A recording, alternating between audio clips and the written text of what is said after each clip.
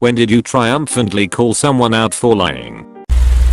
Had an angry customer on the phone saying someone had promised her a freebie that obviously had never happened. She couldn't remember who she was speaking to, so I inquired further. When did you call in?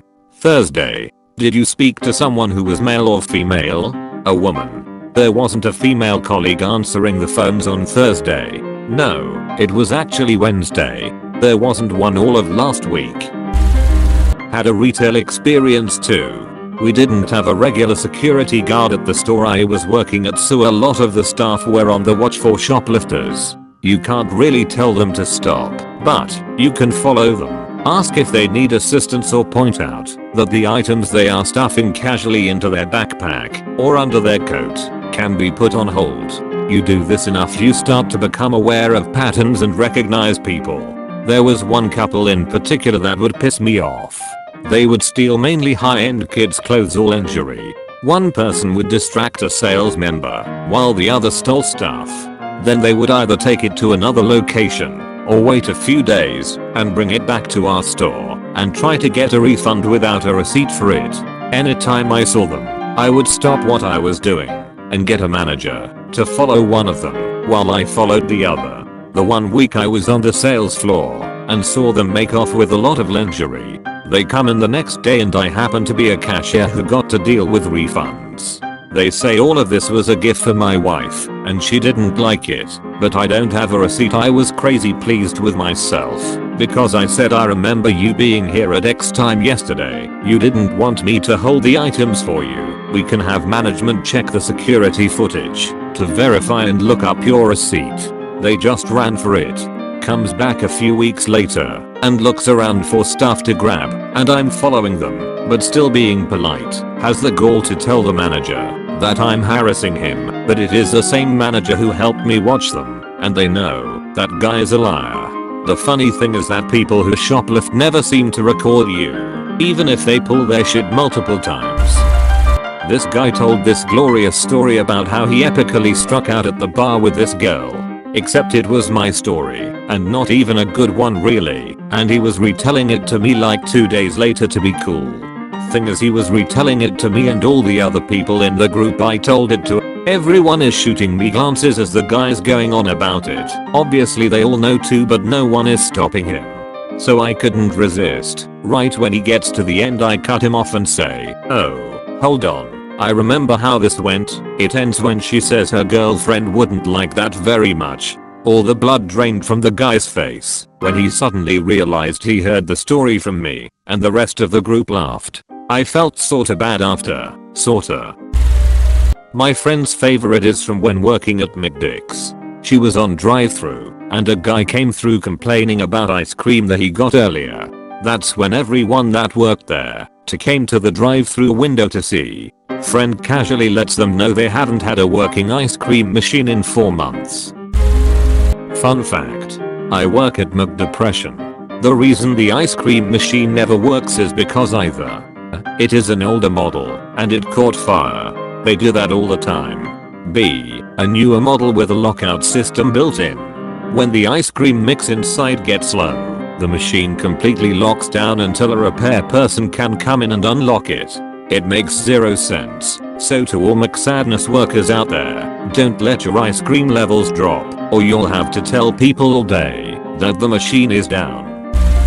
I once had a graphic designer apply for a post using my artwork in his portfolio. Asked him all about the work and the thinking behind the designs before I showed him the originals in the door. When I was in college I had just gotten 2 new front tires for my car. A week later my back tire was punctured by a nail. So I went to the local tire shop to have it replaced. Later that day they gave me a call. Tire shop, the estimate to fix the puncture is X, would you like us to repair it? Me, yes, please. It was a reasonable price. Tire shop, also, I noticed that the treads on your front tires look dangerously low. Me, my 2 front tires.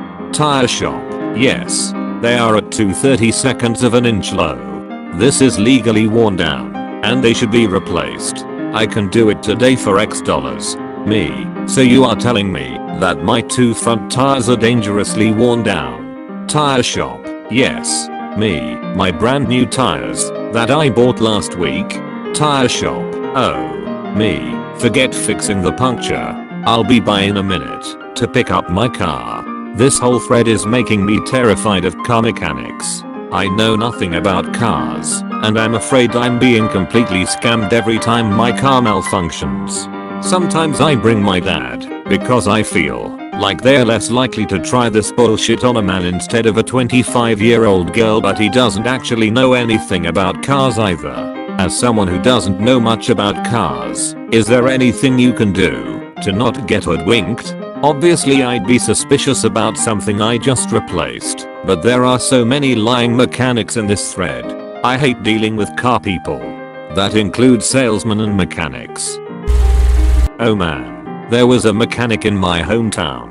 One of my friends goes in and gets something done. The mechanic says he needs new radiator hoses, so this kid pays for new hoses. A few months later, his mom takes the car back in for an oil change, and guess what? The same mechanic says she needs new radiator hoses. She tells her husband, and her husband drops by. This is where it gets good. Husband, you said I needed new radiator hoses, right? Mechanic, yeah. Husband, how long are those supposed to last? Mechanic, a few years, then they get rigid and run the risk of leaking. Husband, I got my radiator hoses changed out a few months ago. Would you sign an affidavit saying that the last mechanic to work on my car charged me for work he didn't do? Mechanic, sure. The husband then used the affidavit to sue the mechanic for 3 times the cost of the work, standard in Texas, and split it with his son. For those who are confused, there is only one mechanic in this story. The paper he signed was testimony against himself. Once I called out a councilwoman lying on the radio. She lied about something I had worked on. Public servant here, saying it was her idea. I called the radio station giving a fake name and called her out. How'd she respond? Tried to deny it and spin it like she was misinterpreted. It was a small scandal in town. My supervisor was talking about my private HR meetings to my coworkers at my same level, which they told me right away. Went like this. Me, hey, boss, please don't discuss my meetings with my coworkers. I don't care if you tell other managers or my lead, but not my peers. Boss, I didn't talk about that. Me, coworker, said he heard it from you. So did other coworker. Boss, oh. He shouldn't have heard that. Me, I agree. He wouldn't take responsibility at all, but it just felt good to let him know my coworkers and I are closer than he thought, and that he had to watch his yap from now on. At my job recently, a woman claimed I had promised her something for free, when in fact all I did was offer her a significant discount. She came in demanding it for free, and I refused. She said she had a recording of me saying it was free. I don't know what her end game was, but on the off chance I had fucked up what I said badly enough, I would honor it. I asked her to play me the recording. She refused, because I was being difficult. She actually had the balls to ask for my boss's number, and my boss's boss's number, so she could complain about me not honoring a product for free, valued at around $400, and thought they would actually side with her.